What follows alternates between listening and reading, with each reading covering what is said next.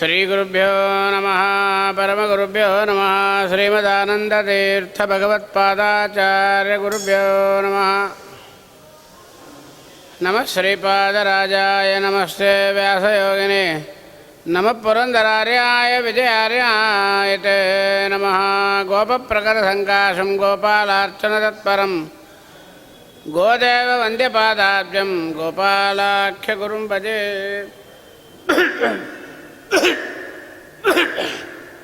ಜಲಜ್ಯೇಷ್ಠನಿಭಾಕಾರಂ ಜಗದೀಶಪದಾಶ್ರಯಂ ಜಗದೀತಲವಿಖ್ಯಾತಂ ಜಗನ್ನಾಥಗುರುಂ ಭಜೆ. ಪೃಥ್ವೀಮಂಡಲಮಧ್ಯಸ್ಥಾಃ ಪೂರ್ಣಬೋಧಮತಾನುಗಾಃ ವೈಷ್ಣವಾಃ ವಿಷ್ಣುಹೃದಯಾಃ ತಾನ್ ನಮಸ್ಯೆ ಗುರೂನ್ ಮಮ ಪಾದಮೌಳಿಪರ್ಯಂತಂ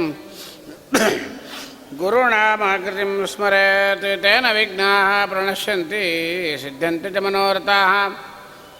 ನಮೋऽस्तु ತಾತ್ವಿಕಾ ದೇವಾಃ ವಿಷ್ಣುಭಕ್ತಿಪರಾಯಣಾಃ ಧರ್ಮಮಾರ್ಗೇ ಪ್ರೇರಯಂತು ಭವಂತಃ ಸರ್ವ ಏವ ಹಿ ಹರಿಕಥಾಮೃತಸಾರ. ಗುರುಗಳ ಕರುಣದಿಂದ ಪನಿತು ಪೇಳುವೆ ಪರಮ ಭಗವದ್ಭಕ್ತರಿದನಾದರದಿ ಕೇಳುವುದು. ಶ್ರೀರಮಣಿಕರ ಕಮಲ ಪೂಜಿತ ಚಾರು ಚರಣ ಸರೋಜ ಬ್ರಹ್ಮ ಸಮೀರವಾಣಿ ಫಣೀಂದ್ರ ವೀಂದ್ರ ಭವೇಂದ್ರ ಮುಖ ವಿನುತ ನೀರಜ ಭವಂಡೋದಯ ಸ್ಥಿತಿ ಕಾರಣನೇ ಕೈವಲ್ಯದಾಯಕ ನಾರಸಿಂಹನೇ ನಮಿಪೆ ಕರುಣಿಪುದು ಎಮಗೆ ಮಂಗಳವ ಶ್ರವಣ ಮನಕಾನಂದವೇವದು ಭವಜನಿತ ದುಃಖಗಳ ಕಳೆವದು. ವಿವಿಧ ಭೋಗಗಳ ಇಹ ಪರಂಗಳಲ್ಲಿತ್ತು ಸಲಹುವುದು ಭುವನ ಪಾವನುಣಿಪ ಲಕ್ಷ್ಮೀದು ಮಂಗಳ ಕಥೆಯ ಪರಮೋತ್ಸವದಿ ಕಿವಿಗೊಟ್ಟಾಲಿಪದು ಭೂಸುರರು ದಿನ ದಿನದಿ. ನಿನ್ನಿನ ದಿವಸ ಪರಮಪೂಜ್ಯ ಜಗನ್ನಾಥದಾಸವರ್ಯರು ಹರಿಕಥಾಮೃತ ಸಾರವನ್ನು ರಚನೆ ಮಾಡಬೇಕಾದ್ರೆ ಸ್ವರಾಭಿಮಾನಿ ದೇವತೆಗಳು, ವರ್ಣಾಭಿಮಾನಿ ದೇವತೆಗಳು, ಅಕ್ಷರಾಭಿಮಾನಿ ದೇವತೆಗಳು, ತತ್ವಾಭಿಮಾನಿ ದೇವತೆಗಳು ಎಲ್ಲರೂ ಒಲಿಯಬೇಕಾದರೆ ಮುಖ್ಯ ಗುರುಗಳ ಅನುಗ್ರಹ ಬೇಕು. ಅಷ್ಟು ಮಾತ್ರ ಅಲ್ಲ, ಮಾಡಿದ ಕರ್ಮ ಕಳಿಬೇಕಾದರೂ ಕೂಡ ಗುರುಗಳ ಅನುಗ್ರಹ ಬೇಕು. ಒಳ್ಳೆ ಜನ್ಮ ಬರಬೇಕಾದರೂ ಗುರುಗಳ ಅನುಗ್ರಹ ಬೇಕು. ಒಳ್ಳೆ ಕಾಲದಲ್ಲಿ, ಒಳ್ಳೆ ಪರ್ವಗಳ ಕಾಲದಲ್ಲಿ, ಒಳ್ಳೆ ವಂಶದಲ್ಲಿ, ಒಳ್ಳೆ ಜಾತಿಯಲ್ಲಿ ಹುಟ್ಟಬೇಕಾದರೂ ಕೂಡ ಒಟ್ಟು ಎಲ್ಲದಕ್ಕೂ ಗುರುಗಳ ಅನುಗ್ರಹ ಬೇಕು ಎಂಬುದು ನಮ್ಮ ಜಗನ್ನಾಥದಾಸರ ವೃತ್ತಾಂತದಲ್ಲಿ ಚೆನ್ನಾಗಿ ನಮಗೆ ಗೊತ್ತಾಗುತ್ತೆ. ಜ್ಞಾನಿಗಳಿಗೆ, ದೇವಸ್ವಭಾವರಿಗೆ, ದೇವತೆಗಳಿಗೆ ಈ ಕಲಿಯುಗದಲ್ಲಿ ಭೂತಳದಲ್ಲಿ ಅವತಾರ ಮಾಡಬೇಕಾದ್ರೆ ಕಾಲ, ಜನ್ಮ, ಜಾತಿ, ಆಶ್ರಮ, ತಂದೆ ತಾಯಿಗಳು, ವಂಶ ಇವೆಲ್ಲ ಕೇವಲ ನಿಮಿತ್ತ ಮಾತ್ರ. ಇದ್ಯಾಕಾಯಿತು, ಅದ್ಯಾಕಾಯಿತು, ಹಂಗ್ಯಾಕಾಯಿತು, ಕೆಲವು ಮಾತುಗಳು ವಿಡಂಬನಾರ್ಥವಾಗಿ ಮಾತಾಡ್ತಾರೆ. ಇದೆಲ್ಲ ಯಾಕೆ ಅಂದರೆ ಕೇವಲ ಪಾಮರ ಮನುಷ್ಯರ ಉದ್ಧಾರಕ್ಕಾಗಿ 4 ವ್ಯಾಪಾರಗಳು: ರೂಪ, ನಾಮ, ಗುಣ, ಕ್ರಿಯಾ. ರೂಪಗಳಿರುತ್ತೆ. ದೇವರೇ ಹಂಗಾಗ್ತಾನೆ. ದೇವರು ಬಿಡ್ರಿ ಸರ್ವೋತ್ತಮ, ಸಕಲ ದೋಷ ವಿದೂರ. ಜ್ಞಾನಿಗಳ ರೂಪ ಬದಲಾಗುತ್ತೆ, ಅದು ವಿಡಂಬನಾರ್ಥವೇ. ವಾಯುದೇವರಿಗೆ ಕೋತಿ ರೂಪ ಬಂತು. ಯಾಕೆ ಬಂತು? ಪ್ರಶ್ನೆ ಮಾಡಬೇಕಾದಿಲ್ಲ, ನಿಮಿತ್ತ ಮಾತ್ರ. ಒಮ್ಮೆ ಒಂದು ಪ್ರಶ್ನೆ ಬಂತು, ವಾಯುದೇವರ ಅವತಾರ ಪುರುಷರಾಗಿರ್ತಕ್ಕಂಥವರು 3 ಜನ: ಹನುಮಂತ, ಭೀಮಸೇನ, ಮಧ್ವಾಚಾರ್ಯರು. ಇದೆಲ್ಲ ನಾವು ಸರಿಯಾಗಿ ತಿಳ್ಕೊಂಡಾಗ ಒಳಗೆ ಹರಿಕಥಾಂಸಾರ ಬರುವಾಗ ಅಲ್ಲಿ ಹೇಳಬೇಕಾದಿಲ್ಲ, ಅರ್ಥ ಆಗುತ್ತೆ. ಹನುಮಂತ ದೇವರು, ಭೀಮಸೇನ ದೇವರು, ಮಧ್ವಾಚಾರ್ಯರು, ಇವರಿಗೆ ವ್ಯತ್ಯಾಸ ಏನು, ಡಿಫರೆನ್ಸ್ ಏನು ಅಂತ ಕೇಳಿದಾಗ ಒಮ್ಮೆ ಒಂದು ಪ್ರಶ್ನೆ ಮಾಡಿದೆವು ಸಭೆಯಲ್ಲಿ. ಒಂದು ಹೆಣ್ಣು ಮಗಳನ್ನ ಎದ್ದು ನಾ ಹೇಳ್ತೀನಿ ಆಚಾರ್ಯಂದ್ಲು, ಹೇಳಮ್ಮ ಅಂತ ಹೇಳಿದ್ದೀನಿ.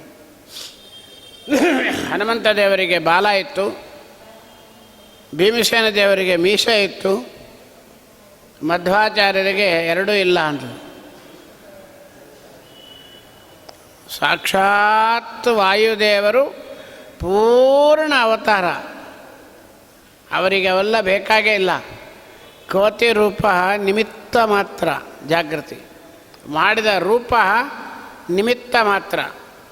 ನಾಮ ಅದು ಅಷ್ಟೇ. ನಾಮ ನಾವು ಕೋತಿ ಅಂತ ಹೇಳ್ತೇವೆ, ಹಾಸ್ಯಕ್ಕೂ ಕೂಡ ಕೋತಿ ಅಂತ ಹೇಳಬಾರ್ದು. ಮಕ್ಕಳು ಏನಾದರೂ ಗಲಾಟೆ ಭಾಳ ಮಾಡಿದರೆ ಕೋತಿ ಕೋತಿ ಚೇಷ್ಟೆ ಮಾಡಿಬಿಡ, ಕೋತಿ ಅಂತಾರೆ, ಅನ್ನಬಾರ್ದಂತೆ. ಯಾಕಂದರೆ ರಾವಣನ ಅಂತಃಪುರಕ್ಕೆ ಹೋದಾಗ ಹನುಮಂತ ದೇವರನ್ನು ರಾವಣ ಅವಹೇಳನ ಮಾಡ್ತಾನೆ. ಕೋತಿ ಏಳೇಳು ಶರದಿಯು ಏಕವಾಗಿದೆ ಕಂಡ್ಯ, ಹೇಗೆ ಬಂದ್ಯೋ ಹೇಳೋ ಕೋತಿ. ನೋಡ್ರಿ, ಜೈವಿಜಯರ ಅಂಶ ಸಂಭೂತರಾಗಿರ್ತಕ್ಕಂಥ ರಾವಣಾದಿಗಳ ಹಣೆ ಬಾರನೆ ಹಿಂಗಾಯ್ತು ಅಂದ್ರೆ ನಾವು ಯಾವ ಮೂಲಿರಿ? ದೇವತೆಗಳು ಸನಕ ಸನಾತನಾದಿಗಳ ಶಾಪ. ವಾಯುದೇವರು ಒಳಗೆ ಬಂದಿದ್ದಾರೆ, 7 ಶರದಿಗಳು ಏಕವಾಗಿದೆ, ಹೇಗೆ ಬಂದು ಕೋತಿ ಅಂದರು. ಹನುಮಂತ ದೇವರಿಗೆ ಕೋತಿ ಅಂದ ತಕ್ಷಣ ಸಿಟ್ಟು ಬಂದ್ಬಿಡ್ತು.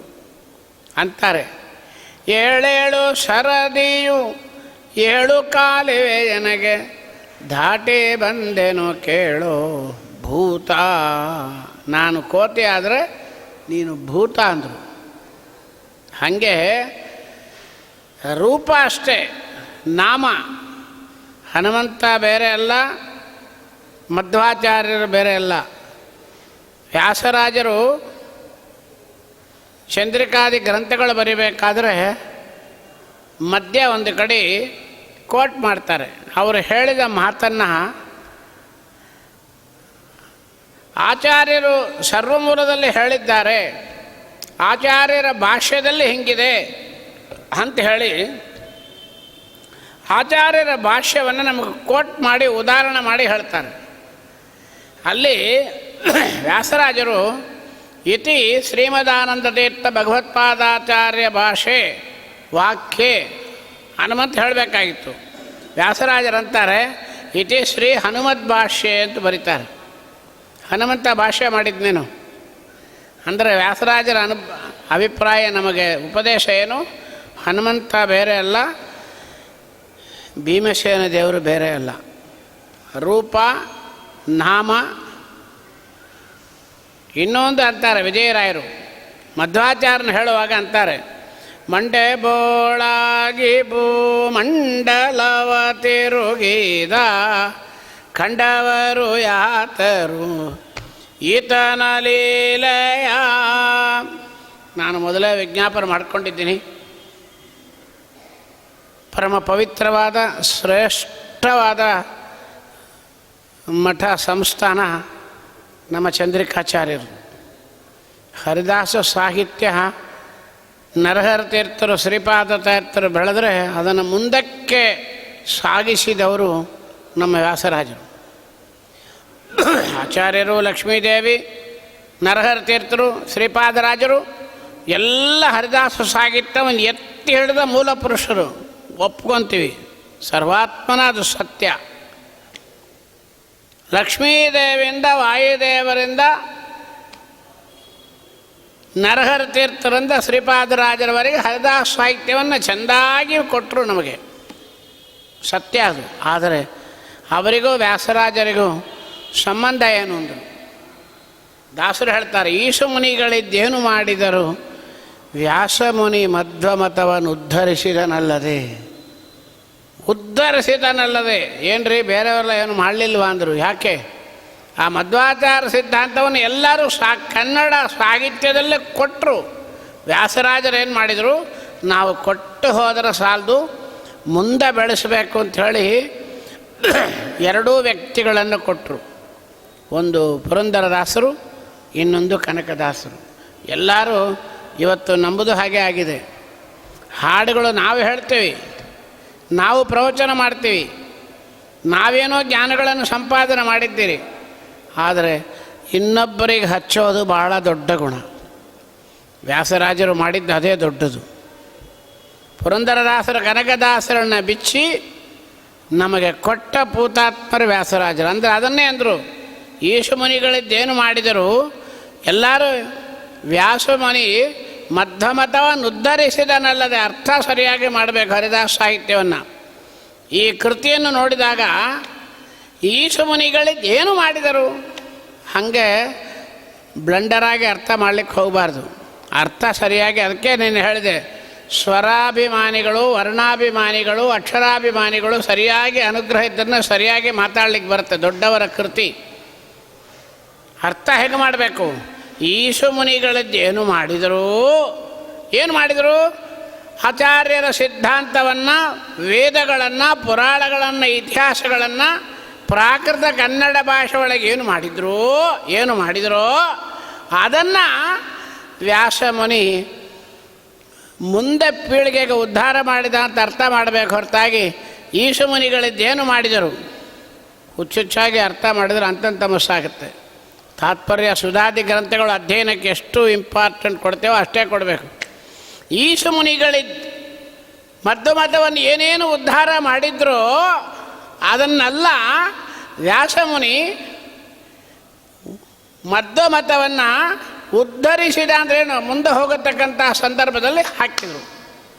ಯಾವ ವ್ಯಾಸ ಅದನ್ನೇನು ಮಾಡಿದರು, ಎಲ್ಲರೂ ಒಪ್ಕೊಬೇಕು. ಅದನ್ನು ಹೇಳ್ತಾರೆ, ಮಧ್ವ ಸಿದ್ಧಾಂತ ಅನ್ನತಕ್ಕಂಥ ಶಾಸ್ತ್ರ ಉದಾಹರಣೆಗೆ ಒಂದು ಸೌತೆಕಾಯಿ ಅಂತ ಇತ್ತಂತೆ. ಕಾಲಕ್ರಮೇಣದಲ್ಲಿ ಅದು ಬೆಳೆಸ್ಕೊತಾ ಬರ್ತು. ಕಲಿಯುಗದಲ್ಲಿ ಕಲಿ ಹೆಚ್ಚಿಬಿಟ್ಟಾಗ, ಅಜ್ಞಾನಗಳು ಜಾಸ್ತಿ ಹೋದಾಗ ಅದು 3 ಬಿರುಕು ಬಿಟ್ಟಿತ್ತಂತೆ. ಆ ಸೌತೆಕಾಯಿ ದೃಷ್ಟಾಂತ ಇದು. ಪಾಳ ಆಯಿತು. ಆಗ ವ್ಯಾಸರಾಜರು ಏನು ಮಾಡಿದರು, ಬಂಗಾರದ ತಂತಿ ಹಾಕಿ ಆ ಸೌತೆಕಾಯಿ 3 ಚೂರಾಗಿ ಕೆಳಗೆ ಬಿಡ್ದಂಗೆ ಬಂಗಾರದ ತಂತಿ ಹಾಕಿ ಕಟ್ಟಿದರು. ಅಂದ್ರೇನಾಯಿತು, ಮಧ್ವಾಚಾರ್ಯರ ಸಿದ್ಧಾಂತವನ್ನು ಕೆಳಗೆ ಬೀಳದೆ, ಚ್ಯುತಿಯಾಗದೆ, ವ್ಯಾಸತ್ರಯಗಳು ಅನ್ನತಕ್ಕಂಥ ತಾತ್ಪರ್ಯ ಚಂದ್ರಿಕಾ, ನ್ಯಾಯಮತ, ತರ್ಕತಾಂಡವ ಅನ್ನತಕ್ಕಂಥ 3 ಬಂಗಾರ ತಂತಿಗಳನ್ನು ಕಟ್ಟಿದರು ಅಂತ ಉದ್ಧಾರ ಮಾಡಿದ್ದಾಯಿತು. ಆ ಅರ್ಥದಲ್ಲಿ ಪುರಂದರದಾಸರು ಅಂತಾರೆ, ಈಶು ಮುನಿಗಳಿದ್ದೇನು ಮಾಡಿದರು ಹಂಗೆ ಅರ್ಥ ಮಾಡಬಾರ್ದು. ಈಶು ಮುನಿಗಳಿದ್ದೇನು ಮಾಡಿದರು ಅದನ್ನು ವ್ಯಾಸಮುನಿ ಉದ್ಧಾರ ಮಾಡಿದರು. ಹೆಂಗೆ ಮಾಡಿದರು, ಅಷ್ಟಕ್ಕೆ ತಮ್ಮ ಪೀಠದ ವರ್ಷ ನಿಂತಿರಲಿಲ್ಲ. ಮುಂದೆ ಅದನ್ನು ಕನಕದಾಸರು, ಪುರಂದರದಾಸರಂಥ ದೇವ ಸ್ವಭಾವರಿಗೆ ಕೊಟ್ಟು ನಮಗಿನ್ನೂ ಹೆಚ್ಚು ಮಾಡುವಂತೆ ಮಾಡಿದರು. ಅದು ಅರ್ಥ ಮಾಡಬೇಕು. ಪುರಂದರದಾಸರು ಒಂದು ಕೃತಿ ಬರುತ್ತೆ, ನಾನೇನು ಮಾಡಿದೇನೋ ವೆಂಕಟರಮಣ ನೀ ಎಲ್ಲ ಕಾಯಬೇಕೋ. ಈ ಕೃತಿ ನಾವು ಸಾಮಾನ್ಯವಾಗಿ ಏನು ಅರ್ಥ ಮಾಡ್ಕೊತೀವಿ, ನಾನೇನು ಮಾಡಿದೇನೋ ವೆಂಕಟರಮಣ ನಾನೇನು ಮಾಡಿದೆ, ನಾನೇ ನಿನ್ನ ಬೈದನ, ನಿನ್ನ ಅಲ್ಲಗಳದನ, ಏನು ಮಾಡಿದೆ ನಾನು, ನೀನು ನನ್ನ ಒಲಿಬೇಕು. ಇದು ಪಾಮರ ಮನುಷ್ಯರಾಗಿರ್ತಕ್ಕಂಥ ನಮ್ಮೆಲ್ಲರ ಅಜ್ಞಾನಿಗಳ ಹಾಡು ಹೇಳೋಳಗೆ ಕೈಯೂ ತೋರಿಸ್ಬಿಡ್ತಾರೆ. ನಾನೇನು ಮಾಡಿದೇನೋ ವೆಂಕಟರಾಯ ನೀಯಲ್ನಾಕ. ಪುರಂದರದಾಸರ ಉದ್ದೇಶ ಅದಲ್ಲ.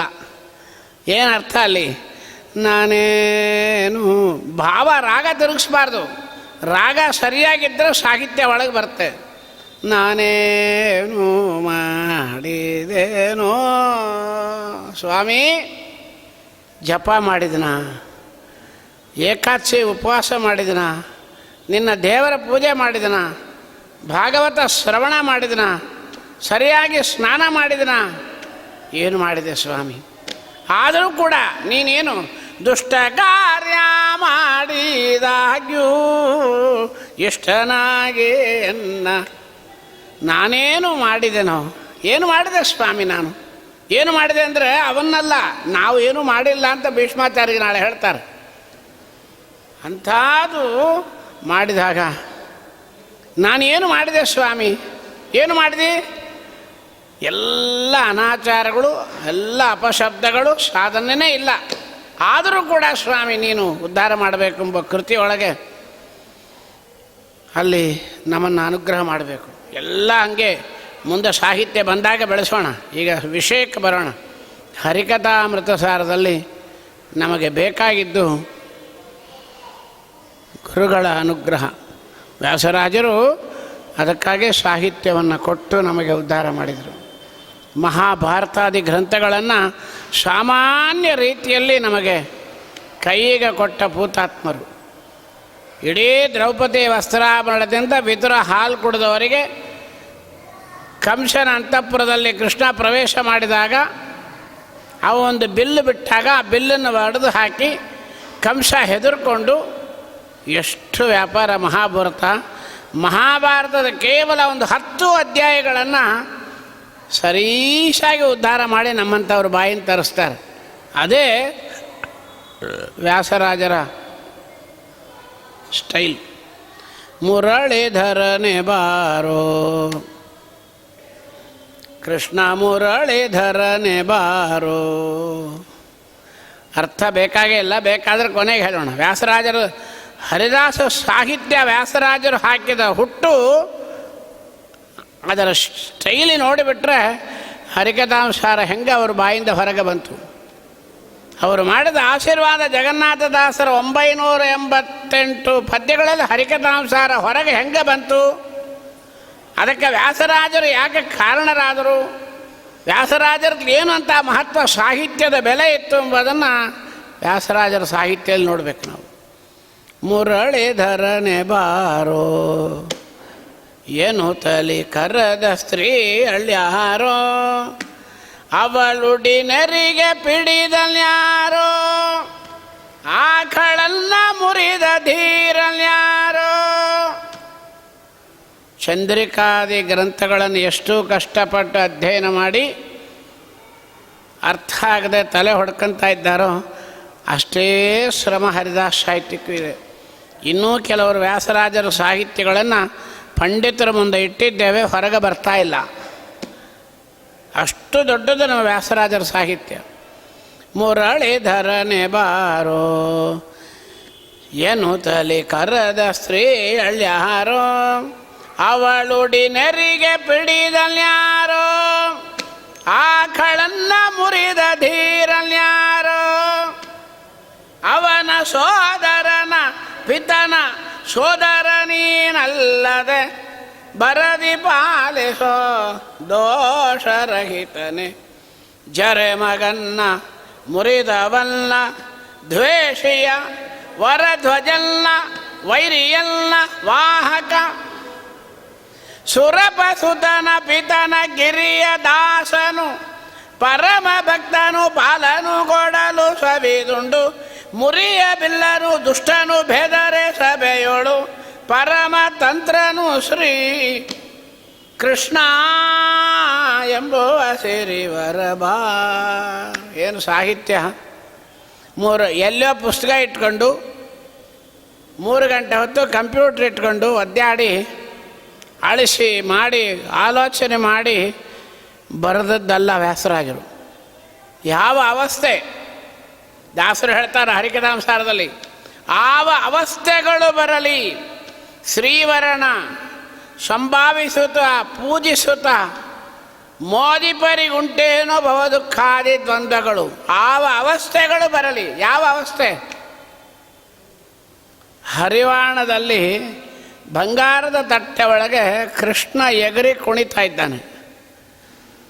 ಶ್ರೀಪಾದರಾಜರು ಬಚ್ಚಲ ಮನೆಯಿಂದ ಬಗ್ಗೆ ನೋಡ್ತಾ ಇದ್ದಾರೆ. ಬಂಗಾರದ ತಟ್ಟೆ ಒಳಗೆ ಕೃಷ್ಣ ವಿಗ್ರಹ ನರ್ತನ ಮಾಡ್ತಾ ಇದ್ದಾನೆ. ವ್ಯಾಸರಾಜರು ಮೈ ಮರೆತು ಬಿಟ್ಟರು. 2 ಶಾಲಿಗ್ರಾಮ ತಗೊಂಡು ತಾಳ ಹಾಕಿ ಮೈ ಮರೆತು, ಯಾರು? ಸಾಕ್ಷಾತ್ ವ್ಯಾಸರಾಜರು ಬಂಗಾರದ ಮಂಟಪದ ಮುಂದೆ ಕುಣಿಲಿಕ್ಕೆ ಹೊರಟಿದ್ದಾರೆ. ಮುದದಿ ಶಾಲಿಗ್ರಾಮದಿಂದ ತಾಳ ಹಾಕಿ ಮೆರೆದರೋ.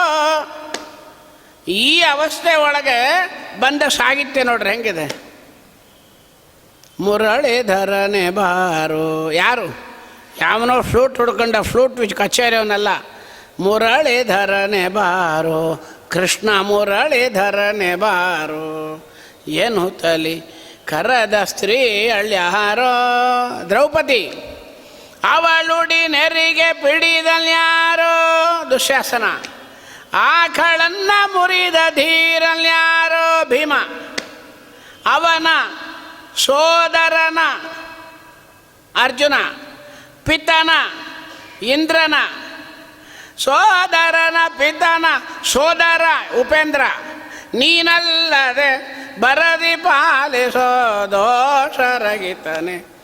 ಜರೆ ಮಗನ್ನ ಜರಾಸಂದನ್ನ ಮುರಿದವನ್ನ ಭೀಮನ್ನ, ದ್ವೇಷಿಯ ದುರ್ಯೋಧನನ್ನ, ವರಧ್ವಜನ್ನ ಹಾವು, ವೈರಿಯ ಗರುಡ ವಾಹಕ, ಸುರಪಸುತನ ಪಿತನ ಗಿರಿಯ ದಾಸನ ವಿದುರ, ಪರಮ ಭಕ್ತನು ಪಾಲನು ಕೊಡಲು ಸವಿದುಂಡು, ಮುರಿಯ ಬಿಲ್ಲನು ಕಂಸ, ದುಷ್ಟನು ಬೆದರೆ ಸಭೆಯೋಳು, ಪರಮ ತಂತ್ರನು ಶ್ರೀ ಕೃಷ್ಣ ಎಂಬುವ ಸೇರಿ.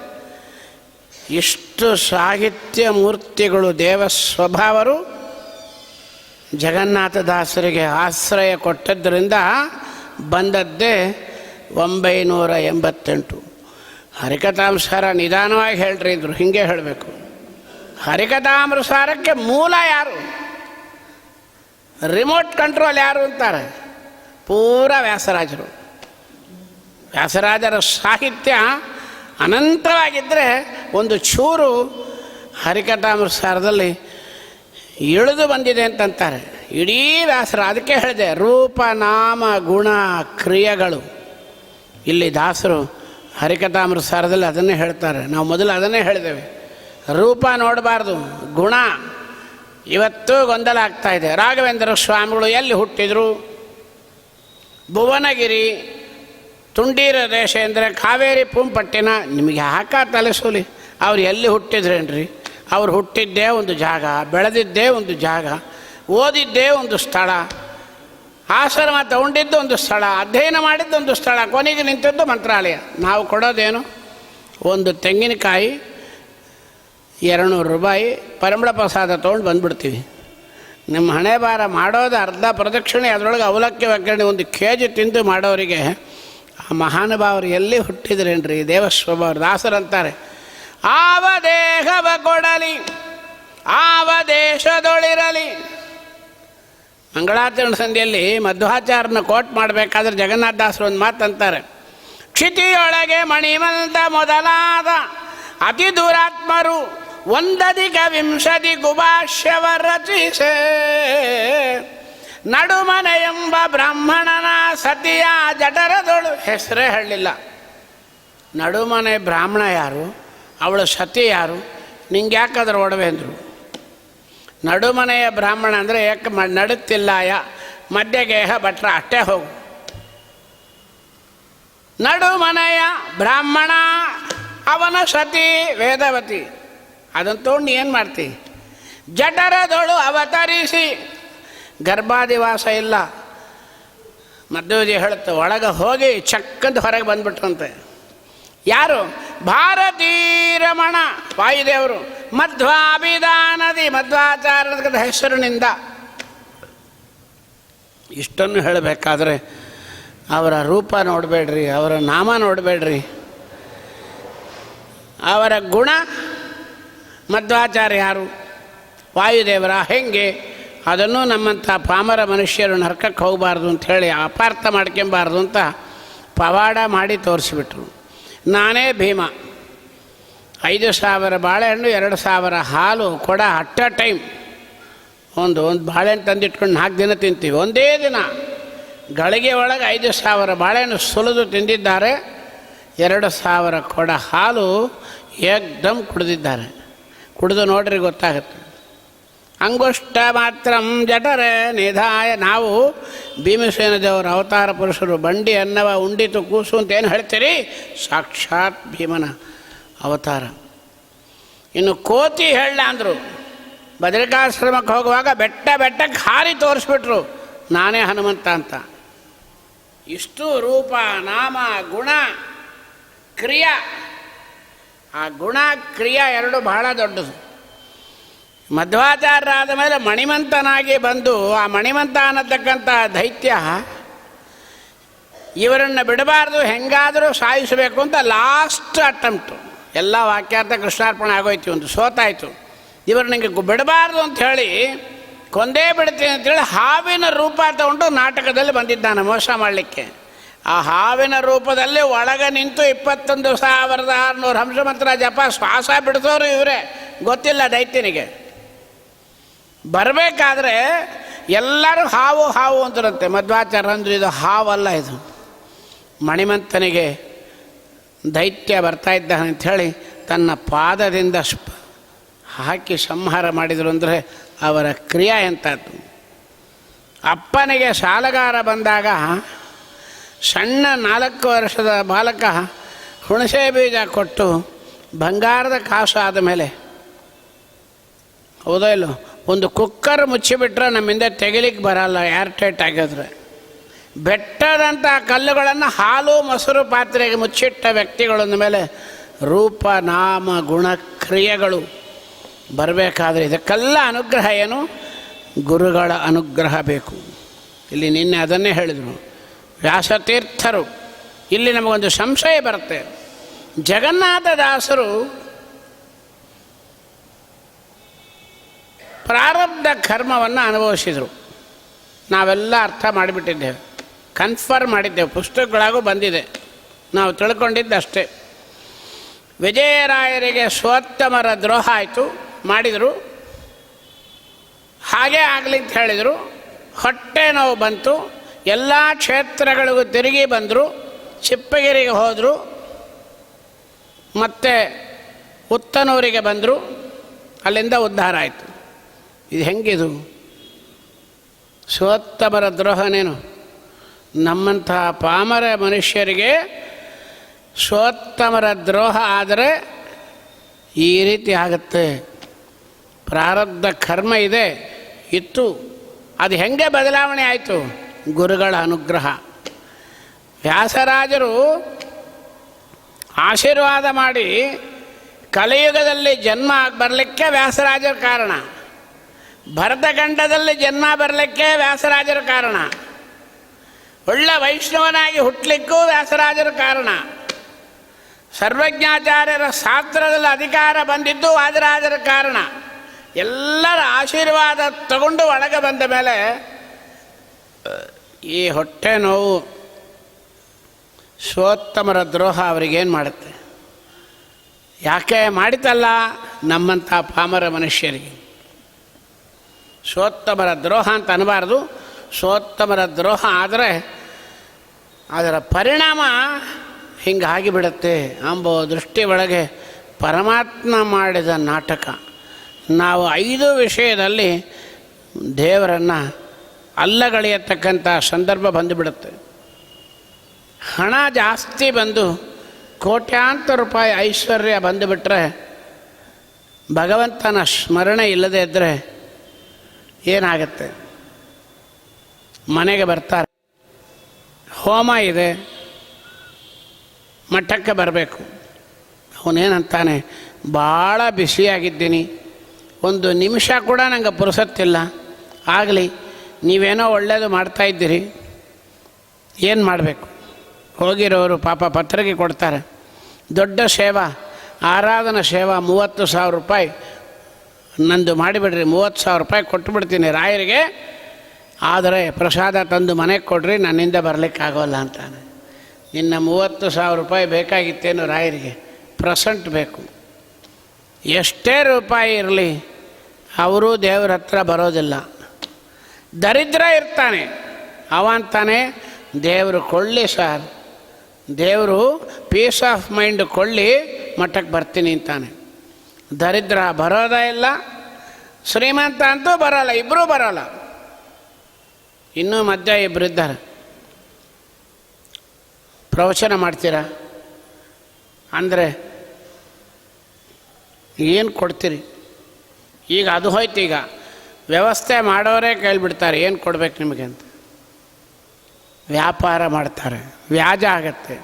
ಇನ್ನೂ ಕೆಲವರಿದ್ದಾರೆ, ಏನೋ ಸ್ವಲ್ಪ ಹೇಳಿದ್ದೆ ಎಲ್ಲಾರು ಒಂದು ಕಡೆ ಎರಡು ನಡೆದೋಯ್ತು ಅಂದರೆ ಭವಿಷ್ಯ ಹೇಳಲಿಕ್ಕೆ ಕೂತ್ಕೊಂಡ್ಬಿಡ್ತಾರೆ. ನಕ್ಷತ್ರ ಏನು, ರಾಶಿ ಏನು ಹೇಳು ಅಂಥೇಳಿ ಫೀಸ್ ವಸೂಲು ಮಾಡ್ತಾ ವ್ಯಾಪಾರ ಮಾಡ್ತಾರೆ. ಮಂತ್ರಗಳನ್ನು, ವಾಕ್ಗಳನ್ನು ಕ್ರಿಯೆ ಮಾಡ್ತಾರೆ. ಇನ್ನೂ ಕೆಲವರಿದ್ದಾರೆ, ವಿದ್ಯಾ ಬಂದುಬಿಡ್ತು, ಸ್ವಲ್ಪ ಗರ್ವ ಬಂದುಬಿಡುತ್ತೆ, ಅಹಂಕಾರ ಬಂದು ಎಲ್ಲರನ್ನೂ ಕೆಳಗೆ ಹಾಕಲಿಕ್ಕೆ ಪ್ರಯತ್ನ ಮಾಡ್ತಾರೆ. ಇನ್ನೂ ಕೆಲವರಿದ್ದಾರೆ, ನಾನೇನೋ ಸರ್ವಾತ್ಮನ ಭಾಳ ದೊಡ್ಡದಾಗಿದ್ದೀನಿ, ಬ್ರಾಹ್ಮಣೋತ್ತಮನಾಗಿದ್ದೀನಿ, ನನ್ನ ಮುಟ್ಟಬಾರ್ದು, ದೂರ ಇರಬೇಕು. ಯಾರು? ಸಿಟ್ಟು, ಮುಟ್ಟಬೇಡ, ದೂರ ಹೋಗು ಅಂಥೇಳಿ ಆ ಮುಟ್ಟತಕ್ಕಂಥ ಗೊಂದಲದಲ್ಲಿ ಬಿದ್ದು ಬಿಡ್ತಾರೆ. ಕನಕದಾಸರು ತಿರುಮಲೆಯಲ್ಲಿ ಬೆಟ್ಟದಲ್ಲಿ ದೇವರ ದರ್ಶನಕ್ಕಾಗಿ ಹೋಗಿ ಪ್ರಾಕಾರದಲ್ಲಿ ನಗರ ಸಂಕೀರ್ತನ ಮಾಡ್ತಾ ಬರ್ತಾಯಿದ್ರು. ಒಂದು ವ್ಯಕ್ತಿ ದ್ವಾದಶಿ ಅವತ್ತು ಪಾರಣೆಗಾಗಿ ಪುಷ್ಕರಣಿಯಲ್ಲಿ ಸ್ನಾನ ಮಾಡಿ ಮಡಿ ಒಣಗಿಸ್ಕೊಂಡು ತಂಬಿಗೆ ಹಿಡ್ಕೊಂಡು ಫಾಸ್ಟಾಗಿ ಓಡ್ತಾ ಇದ್ದಾರೆ ಮಠಕ್ಕೆ. ಹೋಗುವಾಗ ಕನಕದಾಸರು ಮೈಮರ್ತು ನರ್ತನ ಮಾಡ್ತಾ ಇದ್ದಾರೆ. ಅವರು ಮೈ ಮೇಲಿನ ಕಂಬಳಿ ಈ ಬ್ರಾಹ್ಮಣನ ದೇಹಕ್ಕೆ ತಾಕಿತು, ಮೈಲಿಗೆ ಆಯಿತು.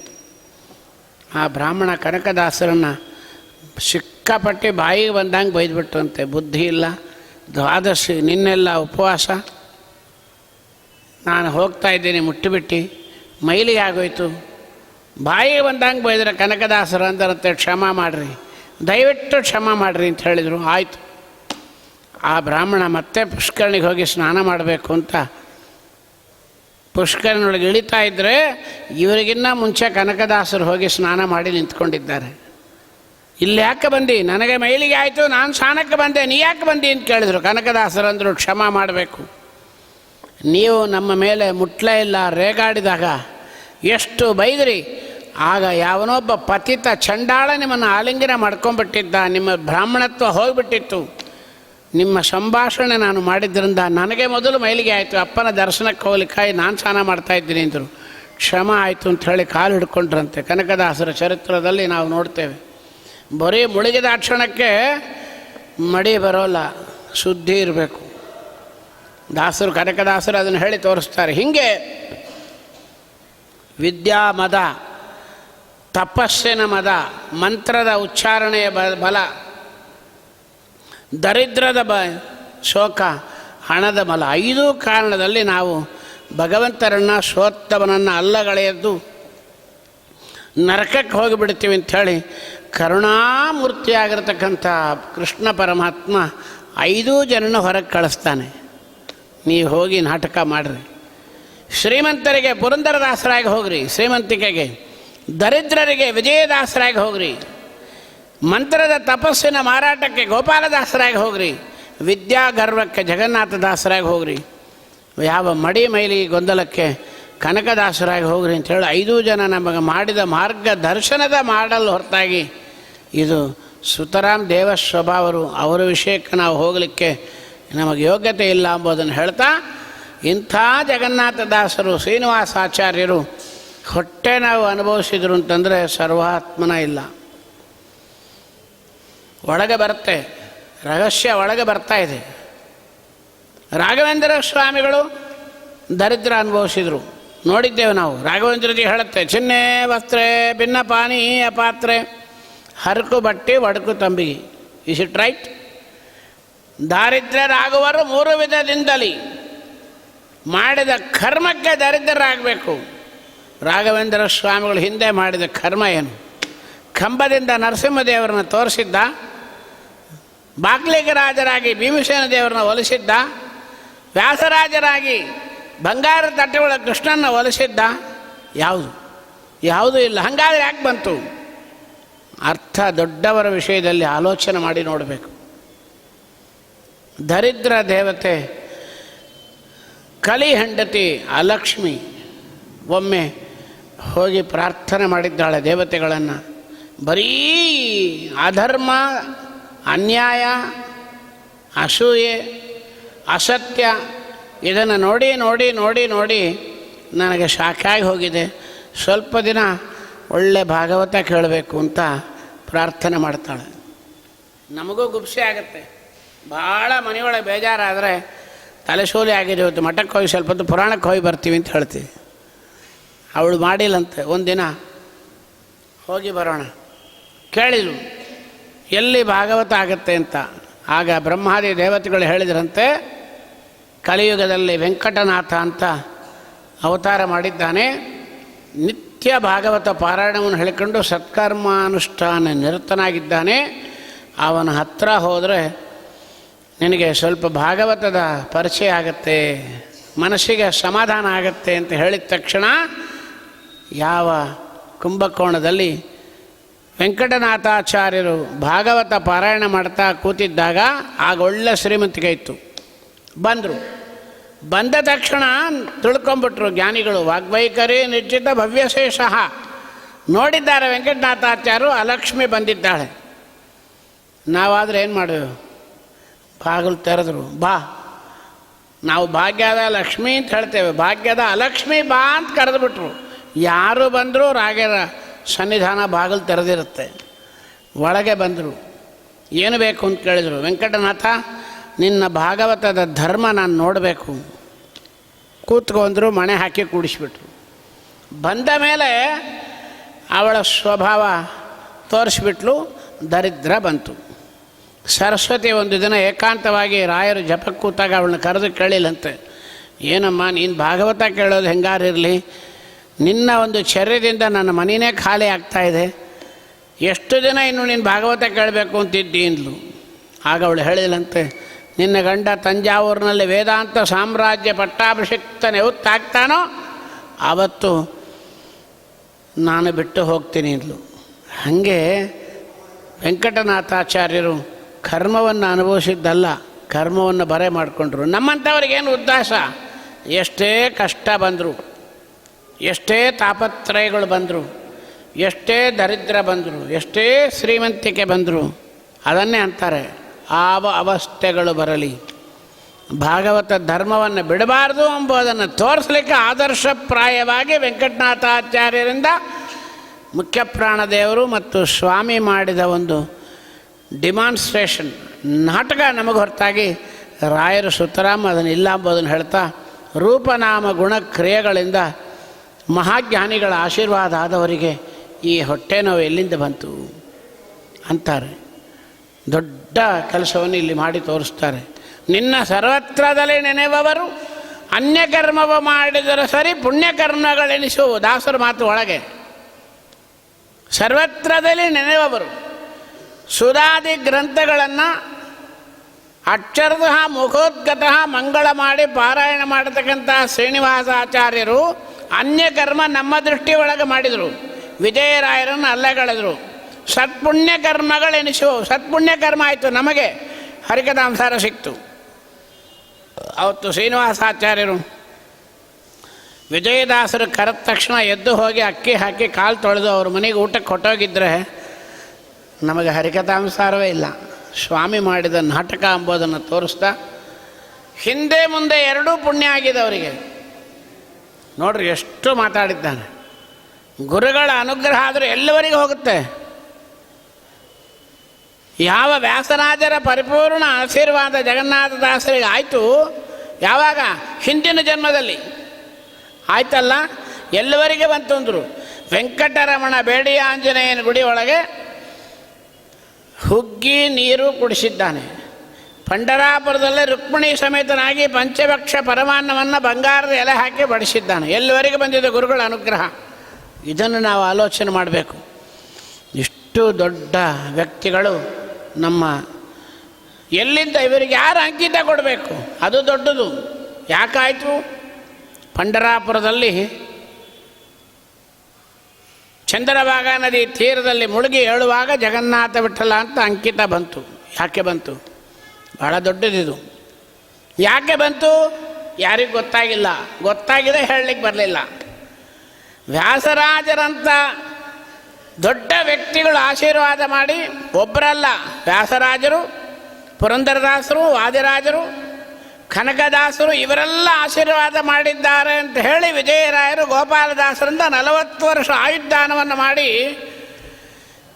ಇಷ್ಟು ದೊಡ್ಡ ವ್ಯಕ್ತಿ ಆದ ಮೇಲೆ ಎಲ್ಲರೂ ಆಲೋಚನೆ ಮಾಡಿದ್ರಂತೆ, ಇಂಥ ವ್ಯಕ್ತಿಗೆ ಅಂಕಿತ ಪ್ರದಾನ ಮಾಡಿ ದೀಕ್ಷೆ ಕೊಡಲಿಕ್ಕೆ ಏನು ಮಾಡೋದು, ನಾವು ಹೆಂಗೆ ಕೊಡೋದು ಅಂತ ಆಲೋಚನೆ ಮಾಡಿದಾಗ ಸ್ವಾಮಿ ಹೇಳಿದಂತೆ, ಗುರುಗಳ ಅನುಗ್ರಹ ಆಗಿದ್ದಾದ್ದರಿಂದ ನಾನೇ ಕೊಡ್ತೀನಿ ಅಂತ ಹೇಳಿ ಸಾಕ್ಷಾತ್ ಪಂಢರಾಪುರದಲ್ಲಿ ವಿಠ್ಠಲ ಮುದ್ರಿಕೆ ಯಾಕೆ ಕೊಟ್ಟ ಅಂದರೆ ನಮ್ಮ ವ್ಯಾಸರಾಜರ ಕರುಣೆ. ಇವತ್ತು ಹರಿಕಥಾನುಸಾರಕ್ಕೆ ಮೂಲ ಪುರುಷರು ನಿಜವಾಗಿ ವ್ಯಾಸರಾಜರು. ಹೇಳ್ತಾರೆ ದಾಸರು, ವ್ಯಾಸತೀರ್ಥರ ಒಲವೋ ವಿಠಲೋಪಾಸಕ ಪ್ರಭುವರ್ಯ ಶ್ರೀ ಪುರಂದರ ದಾಸರ ದಯವೋ ತಿಳಿಯದು ಓದಿ ಕೇಳದಲೆ ಕೇಶವನ ಗುಣಮಣಿಗಳ ಪ್ರಾಣೇಶ ಗರ್ಪಿಸಿ ವಾದಿರಾಜರ ಕೋಶಗೊಪ್ಪುವ ಹರಿಕಥಾಮೃತ ಸಾರ ಪೇಳಿದರು. ಇನ್ನೊಂದು ಮಾತಂತಾರೆ, ಹರಿಕಥಾನುಸಾರವನ್ನು ಯಾರು ಪಾರಾಯಣ ಮಾಡ್ತಾರೆ, ವೇಣುಗೋಪಾಲ ಕೃಷ್ಣ ಕೈ ಪಿಡಿಯುವನು ಸತ್ಯ.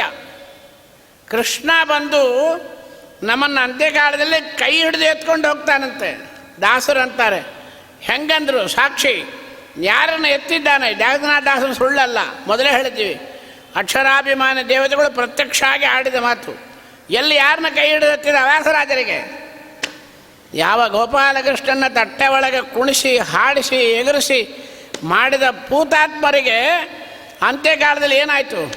ಆರವಿಲ್ದಾಸನಯ್ಯ ಪುರಂದರ ವಿಠಲನು ಸೇರೆ ಸಹಿತದಿ ಬಂದು ಕರ ಪಿಡಿದೆತ್ತಿದ್ದು ಕಂಡೇ.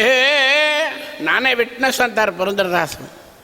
ಅಂದಮೇಲೆ ಇಂಥ ಗುರುಗಳ ಪರಿಪೂರ್ಣ ಅನುಗ್ರಹ, ಸ್ವಾಮಿಯ ಅನುಗ್ರಹ, ವಿಠ್ಠಲನ ಅನುಗ್ರಹ, ಚಂದ್ರಭಾಗಾ ನದಿಯಲ್ಲಿ ಪರಮಾನುಗ್ರಹ ಎಲ್ಲ ಮಾಡಿ ಆ ಸ್ವಾಮಿಯನ್ನು ನೋಡೋದು ಬಹಳ ದೊಡ್ಡದು. ಎಲ್ಲಿ ನೋಡಬೇಕು? ಹೃದಯದಲ್ಲಿ ನೋಡಬೇಕು ಅಂತಾರೆ. ಇಂದು ಭಾಗ ನಿವಾಸ ನರನಾಸಾರಥಿಯ ಎಂದು ಕಾಂಬೆನು ಪಾಂಡು ರಂಗ ಮೂರುತಿಯ. ಇದನ್ನು ಕಾಣಬೇಕಾದರೆ ಹರಿಕಥಾನುಸಾರದಲ್ಲಿ ತಾವು ಕಾಣತಕ್ಕಂಥವರಾಗ್ತಾರೆ ಅಂತಕ್ಕಂಥ ದೃಷ್ಟಿಯೊಳಗೆ ಜಗನ್ನಾಥದಾಸರು 988 ಪದ್ಯಗಳಲ್ಲಿ ಮಾಡಿದರು. ಯಾಕೆ ಕರೆಕ್ಟಾಗಿ 988 ಯಾಕೆ ಮಾಡಿದರು? 9, 8, 17, 17, 8, 25. 25 ಯಾರು ಹೇಳಿದರು?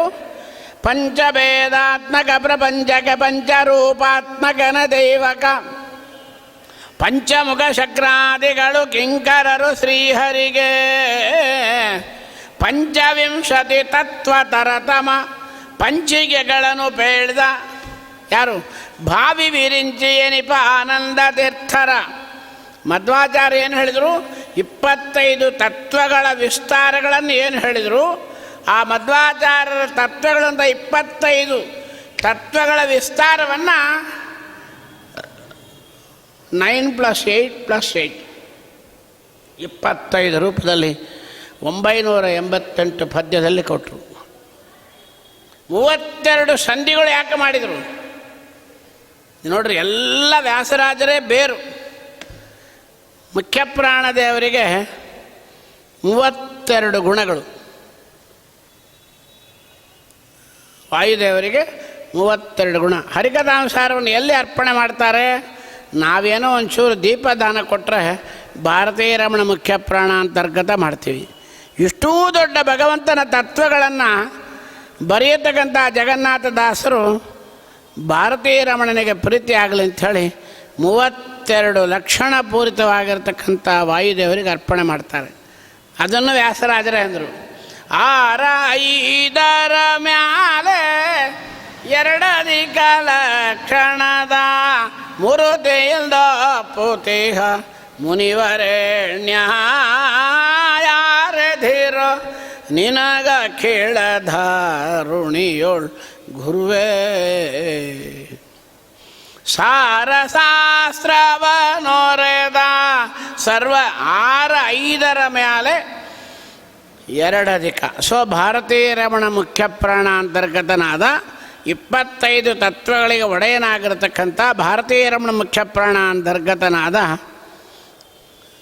ಯಾರಿಗೆ 32ನೇ ಕಕ್ಷದಲ್ಲಿರ್ತಕ್ಕಂಥ ಭಗವಂತನಿಗೆ ಅರ್ಪಣೆ ಮಾಡ್ತಾರೆ. 32 ಸಂಧಿಯಲ್ಲಿ ಅರ್ಪಣೆ ಮಾಡ್ತಾ ಈ ಸಂಧಿಯನ್ನು ಹರಿಕಥಾಂಸಾರವನ್ನು ರಚನೆ ಮಾಡಿದರು. ಮೊದಲ ಸಂಧಿಗೆ ಏನು ಹೆಸರು? ಮಂಗಳಾಚರಣ ಸಂಧಿ. ಮಂಗಳಾಚರಣ ಅಂದ್ರೇನು? ಮಂಗಳ ಅಂದ್ರೇನು ನಮಗದೇ ಗೊತ್ತಿಲ್ಲ. ಇನ್ನು ಬಾಳೆಗಿಡ ಕಟ್ಟಿ, ಮಾವಿನ ಸೊಪ್ಪು ಕಟ್ಟಿ, ಒಳ್ಳೆ ಹಪ್ಪಳ ಆಂಬೋಡಿ ಅಡುಗೆ ಮಂಡಿಗೆ ಮಾಡಿಸಿ, ಆಚಾರಿಗೆ ಸೀರೆ ಧೋತ್ರ ಒಳ್ಳೆ ಕವರ್ ಸೌಂಡಾಗಿ ಕೊಟ್ಟರೆ, ಹೂವಿನಾರ ಹಾಕಿಬಿಟ್ರೆ ಇವತ್ತು ಹರಿಕಥಾಂಸಾರ ಮಂಗಳ. ಮುಗಿದ ಮೇಲೆ ಏನಂತೀವಿ? ಮಂಗಳ ಆಯಿತು. ನಮ್ಮ ಹಣೆ ಬಾರ ಅಷ್ಟೇ, ಮಂಗಳ ಆಗೇ ಹೋಗುತ್ತೆ. ಮಂಗಳ ಅಂದ್ರೇನು? ಊಟದ ಮಂಗಳ ಅಲ್ಲ. ವಿದ್ಯಾಪ್ರಸನ್ನರು ಹೇಳ್ತಾರೆ, ಭಾರತೀ ರಮಣನ ಮಂಗಳ ಶಾಸ್ತ್ರ ವಿಚಾರವಿದಕ್ಕೆ ಮೂಲ, ಭಕುತ ಜನ ಪ್ರಸನ್ನ ಲಕುಮಿ ರಮಣ ಇನ್ನೂ ತಗಿಟ ತಗಿಟ ಎಂದು ಕುಣಿ ಕುಣಿಯಲು ಬಾಲ ಗೋಪಾಲ. ಪ್ರಸನ್ನರಂತಾರೆ, ದೇವರು ಕುಣಿಬೇಕಾದ್ರೆ ಒಂದು ಶಾಸ್ತ್ರ ಬೇಕು. ಅದು ಯಾವುದು? ಭಾರತೀಯ ರಮಣನಾಗಿರ್ತಕ್ಕಂಥ ಮಧ್ವಾಚಾರ್ಯರ ಶಾಸ್ತ್ರ ಏನಿದೆ ಅದು ನಮ್ಮ ಕೃಷ್ಣ ಕುಣಿಲಿಕ್ಕೆ ಮೂಲ ಅಂತೆ. ಅದಕ್ಕೆ 3 ಕಡೆ ಮಂಗಳ ಪ್ರಯೋಗ ಮಾಡ್ತಾರೆ. ಒಂದು ಮಂಗಳಾಚರಣ. ಮಂಗಳ ಅಂದರೆ ಮಧ್ವಾಚಾರ್ಯ ಶಾಸ್ತ್ರ, ಅದನ್ನು ಆಚರಣೆ. ಮಧ್ವಾಚಾರ್ಯ ಶಾಸ್ತ್ರದ ಆಚರಣೆ ಏನು? ಭೇದ ತಾರತಮ್ಯ. ಅದನ್ನು ಇಲ್ಲಿ ಹೇಳ್ತಾ ಇದ್ದಾರೆ. ಇನ್ನೂ ಒಂದಂದರು, ಕೊನೆಗಿದೆ, ಕೈವಲ್ಯದಾಯಕ ನಾರಸಿಂಹನೇ ನಮಿಪೆ ಕರುಣಿಪುದು ಯಮಗೆ ಮಂಗಳವ. ಇನ್ನೇನು ಮಂಗಳ? ಅಲ್ಲಿ ಅಷ್ಟೇ ಮಧ್ವಾಚಾರ್ಯರ ಶಾಸ್ತ್ರದ ಜ್ಞಾನವನ್ನು ನಮಗೆ ಉಣಿಸಿರಿ. ಶ್ರವಣ ಮಂಗಳಾಚರಣ. ಇನ್ನು ಕರುಣಾಸಂಧಿಯಲ್ಲಿ ಹೇಳ್ತಾರೆ, ಭುವನ ಪಾವನ ನಿಪ ಲಕ್ಷ್ಮೀದವನ ಮಂಗಳ ಕಥೆಯ. ಏನ್ರಿ? ಭುವನ ಪಾವನ ಲಕ್ಷ್ಮೀದವನ ಮಂಗಳ ಕಥೆ ಬೇರೆ, ಅಮಂಗಳ ಕಥೆ ಬೇರೆ. ಅದೇನು? ಅವನದೆಲ್ಲನೇ ಮಂಗಳ. ಹಂಗಾರೆ ಯಾಕಂದ್ರು? ಮಂಗಳ ಅಂದರೆ ಮಧ್ವಶಾಸ್ತ್ರ. ಭುವನ ಪಾವನ ನೆನಪ ಲಕ್ಷ್ಮೀದವನ ಪರಮಾತ್ಮನ ಮಧ್ವಾಚಾರ್ಯರ ಶಾಸ್ತ್ರಕ್ಕೆ ಅನುಗುಣವಾದ ಕಥೆಯನ್ನು ಕೇಳ್ರಿ. ಆಚಾರ್ಯರ ತಾತ್ಪರ್ಯ ನಿರ್ಣಯ ಕೇಳ್ರಿ. ಯಾವಾಗದು ಏನಾಗುತ್ತೆ? ಭುವನ ಪಾವನ. ಭುವನ ಅಂದ್ರೇನು? ಲೋಕ ಅಲ್ಲ, ನಮ್ಮ ದೇಹ. ಮಾತರೇಶ್ವರನು ದೇಹ ರಥದಳು ಸೂತನಾಗಿಗೆ ಸರ್ವಕಾಲದಿ. ಇಂಥ ದೇಹವನ್ನು ಪಾವನ ಮಾಡತಕ್ಕಂಥದ್ದು ಎಷ್ಟು ರೂಪವಾಗಿ ಹೇಳತಕ್ಕಂಥ ಈ ಮಂಗಳಾಚರಣ ಸಂಧಿ ಒಳಗೆ ನಮ್ಮ ದಾಸರು ಹರಿಕಥಾ ಅಮೃತಸಾರ ಗುರುಗಳ ಕರುಣದಿಂದ ಆಪನಿತು ಪೇಳುವೆ ಪರಮ ಭಗವದ್ಭಕ್ತರಿದನ್ನು ಆಧಾರದಿ ಕೇಳುವುದು ಎಂಬುದನ್ನು ಹೇಳ್ತಾ, ಶ್ರೀರಮಣಿ ಕರ ಕಮಲ ಪೂಜಿತ ಚಾರುಚರಣ ಸರೋಜ ಬ್ರಹ್ಮ ಸಮೀರವಾಣಿ ಫಣೀಂದ್ರ ವೀಂದ್ರ ಭವೇಂದ್ರ ಮುಖವಿನುತ ನೀರಜ ಭವಾಂಡೋದಯ ಸ್ಥಿತಿ ಕಾರಣನೇ ಕೈವಲ್ಯದಾಯಕ ನಾರಸಿಂಹನೇ ನಮಿಪೆ ಕರುಣಿಪುದು ಯಮಗೆ ಮಂಗಳವ. ಹೇಳ್ತಾರೆ, ನೀರಜ ಭವಾಂಡೋದಯ ಸ್ಥಿತಿ ಕಾರಣ ಕೈವಲ್ಯದಾಯಕ ನರಸಿಂಹನೇ ಯಾಕಾಗಬೇಕು? ನೀರಜ ಭವ ಬ್ರಹ್ಮದೇವರು, ಅಂಡ ಬ್ರಹ್ಮಾಂಡ ಅಂತ ಅರ್ಥ ಮಾಡ್ತೇವೆ, ಅದಲ್ಲ. ಹಾಗಾದರೆ ನರಸಿಂಹ ಬರಬೇಕಲ್ಲ. ನೀರಜ ಭವಾಂಡೋದಯ ಸ್ಥಿತಿ ಕಾರಣ ರಾಮ ಆಗ್ಬೋದು, ಕೃಷ್ಣ ಆಗ್ಬೋದು, ನರಹರಿ ಆಗ್ಬೋದು. ನರಸಿಂಹನೇ ಯಾಕಂದ್ರು? ನೀರಜ ಭವ ಅಂದರೆ ಬ್ರಹ್ಮದೇವರು, ಅಂಡ ಅಂದರೆ ಶರೀರ.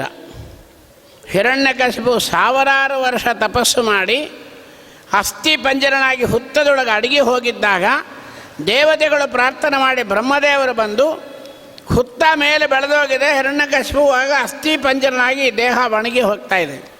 ಕಮಂಡಲದಿಂದ ನೀರು ಹಾಕಿದ್ರು, ಎದ್ದು ಹೊಸದಾದ ಶರೀರ ಪಡೆದು ಮೇಲೆ ಬರ್ತಾನೆ. ಅದಕ್ಕೂ ಕಾರಣ ಹೇಳ್ತಾರೆ. ಯಾಕೆ ಹೊಸ ಶರೀರ ಕೊಟ್ಟರು? ನಮ್ಮ ಸ್ವಾಮಿ ಮುಟ್ತಾನಿವನ್ನು, ಹೌದಾ ಇಲ್ಲೋ? ನಾವು ಪೂಜೆಗೆ ಕೂತಾಗ ನಮ್ಮ ದೇವರು ತೊಡೆ ಮೇಲೆ ಕೊಡಬೇಕು. ಅದರಿಂದ ಈ ದೇಹ ಬೇಡ, ಫ್ರೆಶ್ ಆಗಿ ಪವಿತ್ರ ಮಾಡ್ತೀನಿ ಅಂತ ಹೇಳಿ ಹೊಸದಾದ ಶರೀರವನ್ನು, ಬ್ರಹ್ಮದೇವರಿಂದ ಹೊಸದಾದ ಶರೀರವನ್ನು ಪಡೆದ ನೀರಜ ಭವ ಅಂಡ ಅಂದರೆ ಹಿರಣ್ಯಕಶಿಪು. ನೀರಜ ಭವ ಅಂಡ ಹಿರಣ್ಯಕಶಿಪು ಉದಯ. ಅವನಲ್ಲಿ ಹುಟ್ಟಿದ ಮುದ್ದು ಪ್ರಹ್ಲಾದರಾಜರು. ಸ್ಥಿತಿ, ಅವನ ಸ್ಥಿತಿಗೆ ಕಾರಣ ಅಂದರೆ ಈಗ ನರಸಿಂಹ ಒಬ್ಬನೇ ಬರ್ತಾನೆ.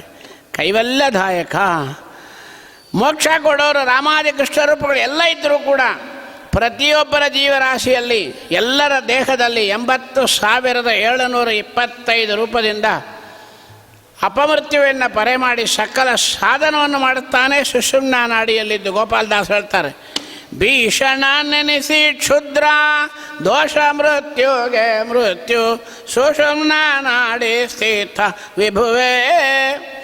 ನೀನು ಯಾವ ದೇವರು ಮಕ್ಕಳಾಗಿ ಬೇಕಾರಿರು, ಅದು ಕೊಲ್ಲಾಪುರವಾಗಲಿ, ಪಂಡ್ರಾಪುರವಾಗಲಿ, ವೆಂಕಟರಮಣ ಆಗಲಿ, ಯಾವುದೇ ದೇವರ ಮಕ್ಕಳಾಗಿರು, ನಿನ್ನ ಹಣೆ ಬಾರ ನಿನಗೆ ನರಸಿಂಹ ರೂಪದಿಂದಲೇ ಸಾಧನೆ. 80,725 ರೂಪದಿಂದ ಸಾಧನೆ ಮಾಡಿ ಆ ಸಾಧನಕ್ಕೆ ಅನುಗುಣವಾದ ಮೋಕ್ಷ ಕೊಡಬೇಕಾದ ರೂಪ ನರಸಿಂಹ ರೂಪ. ಇನ್ನೊಂದು, ಎಲ್ಲ ಮುಗದ ಮೇಲೆ ಪ್ರಹ್ಲಾದರಾಜರು ನರಸಿಂಹದೇವರು ಬಾ ಹೋಗೋಣ ಅಂತ ಕರೆದಾಗ ಪ್ರಹ್ಲಾದರಾಜರು ಹೋಗಲಿಲ್ಲಂತೆ. ಹೊಟ್ಟೋಗಿದ್ದರು, ನಮಗೆ ರಾಯರಲ್ಲಿ ಇವತ್ತು ನಾವು ಉದ್ಧಾರ ಆಗೋದು ಹೆಂಗೆ? ಎಲ್ಲರನ್ನೂ ಕರ್ಕೊಂಬರ್ತೀನಿ ಅಂತ ಹೇಳಿದಾಗ 700 ವರ್ಷ ಮಂತ್ರಾಲಯದಲ್ಲಿ ಬೃಂದಾವನದಲ್ಲಿ ಕೂಡಿಸ್ತೀನಿ, ಯಾರು ನಿನಗೆ ನಮಸ್ಕಾರ ಮಾಡ್ತಾರೋ ಎಲ್ಲರನ್ನೂ ಕರ್ಕೊಂಬ, ಎಲ್ಲರಿಗೂ ಮೋಕ್ಷ ಕೊಡ್ತೀನಿ ಅಂತ ನರಸಿಂಹದೇವರು ಮಾತು ಕೊಟ್ಟ. ಕೈವಲ್ಯದಾಯಕ ನರಸಿಂಹನೇ ನಮಿಪ್ಪೆ ಅಂತ ಹೇಳಿ ನಮಸ್ಕಾರ ಮಾಡತಕ್ಕಂಥ ರೂಪದಲ್ಲಿ ನರಸಿಂಹದೇವರಿಗೆ ನಮಸ್ಕಾರ ಮಾಡಿದ್ದಾರೆ. ನಾಳಿನ ದಿವಸ ತಾರತಮ್ಯ ಪ್ರಕಾರವಾಗಿ ಯಾವ ದೇವತೆಗಳಲ್ಲಿ ಯಾವ ರೂಪದಿಂದ ನಮನ ಮಾಡ್ತಾರೆ ಎಂಬುದನ್ನು ನೋಡೋಣ ಅಂತ ಹೇಳ್ತಾ, ಇವತ್ತಿನ ಈ ಹರಿಕಥಾಮೃತಸಾರದ ಉಪನ್ಯಾಸದ ಮಾಲಿಕೆಯನ್ನು ನಾಳೆ ಶೇಷಚಂದ್ರಿಕಾಚಾರ್ಯರ ಆರಾಧನೆ, ಇವತ್ತು ಪರಮಪೂತಾತ್ಮರು ವೃತ್ತಿ ಸುಶೀಲೇಂದ್ರ ತೀರ್ಥರ ಶ್ರೀಪಾದಂಗಳವರ ದೊಡ್ಡ ಆರಾಧನೆ. ಉಡುಪಿ ಒಳಗೆ ಕೃಷ್ಣನ ಸನ್ನಿಧಾನದಲ್ಲಿ ಮೊಟ್ಟ ಮೊದಲು ಬಂಗಾರ ರಥವನ್ನು ತಿರುಗಿಸಿದ, ಬೆಳ್ಳಿ ರಥವನ್ನು ತಿರುಗಿಸಿದ ವ್ಯಕ್ತಿಗಳು ಸುಶೀಲೇಂದ್ರ ತೀರ್ಥರು, ಮಹಾಜ್ಞಾನಿಗಳು. ಅಂಥವರ ಆರಾಧನೆ ನಾಳೆ. ಮಹಾಪೂತಾತ್ಮರು ಪ್ರಾತಃಸ್ಮರಣೀಯರಾದ ಶೇಷಚಂದ್ರಿಕಾಚಾರ್ಯರ ಆರಾಧನೆ ಸಂದರ್ಭದಲ್ಲಿ ಈ ಹರಿಕಥಾನುಸಾರವನ್ನು ಸುಶೀಲೇಂದ್ರ ತೀರ್ಥ ಗುರುವಂದರ್ಗದ, ಶೇಷಚಂದ್ರಿಕಾಚಾರ್ಯ ಗುರುವಂದರ್ಗದ, ವ್ಯಾಸರಾಜ ಗುರುವಂದರ್ಗದ, ರಾಘವೇಂದ್ರ ತೀರ್ಥ ಗುರುವಂದರ್ಗದ, ಸಮಸ್ತ ಗುರುವಂದರ್ಗದ, ಭಾರತೀಯ ರಮಣ ಮುಖ್ಯ ಪ್ರಾಣಾಂತರ್ಗದ, ರುಕ್ಮಿಣಿ ಸತ್ಯಭಾಮ ಸಮೇತ ಮೂಲ ಗೋಪಾಲಕೃಷ್ಣನ ಅಭಿನ್ನನಾಗಿರ್ತಕ್ಕಂಥ ನಮ್ಮ ಭೂವೈಕುಂಠವಾಸಿಯಾದ ಶ್ರೀ ಭೂ ದುರ್ಗಾ ಸಮೇತನಾದ ಶ್ರೀನಿವಾಸನ ಅಡಿದಾವರಗಳಲ್ಲಿ ಅರ್ಪಣೆ ಮಾಡ್ತಾ, ಕಾಯೇನ ವಾಚ ಮನಸೇಂದ್ರ ಇರುವ ಬುದ್ಧಾತ್ಮನಾಭ ಅನದೇ ಸ್ವಭಾವಾತ್ ಕರೋಮೇದ್ಯ ಸಕಲಂ ಪರಸ್ಮೈ ನಾರಾಯಣಾಯೇತಿ ಸಮರ್ಪಯಾಮಿ. ಅಕ್ಷಯಂ ಕರ್ಮ ಯಸ್ಮಿನ್ ಪರೇ ಸ್ವರ್ಪಿತಂ ಪ್ರಕ್ಷಯಂ ಯಾಂತಿ ದುಃಖಾನಿ ಎನ್ನಾಮತಃ ಅಕ್ಷರೋ ಯೋಜನಃ ಸರ್ವದೈವಾಮೃತಂ ಕುಕ್ಷಿಕಂ ಯಸ್ಯ ವಿಶ್ವಂ ಸದಾದಾದಿಕಂ ಪ್ರಣಯಾಮೋ ವಾಸುದೇವಂ. ದೇವತಾ ಮಂಡಲ ಕಂಡಮಂಡಲ ಮಿಂದಿರ ರಮಣ ಗೋವಿಂದ, ರಾಜಾಜರಾಜ ಗುರುಸಾರ್ವಭೌಮ ಗೋವಿಂದ, ವ್ಯಾಸರಾಜ ಗುರುಸಾರ್ವಭೌಮ ಗೋವಿಂದ, ಸದ್ಗುರು ಪುರಂದರದಾಸ್ ಮಹಾರಾಜ್ ಕೀ.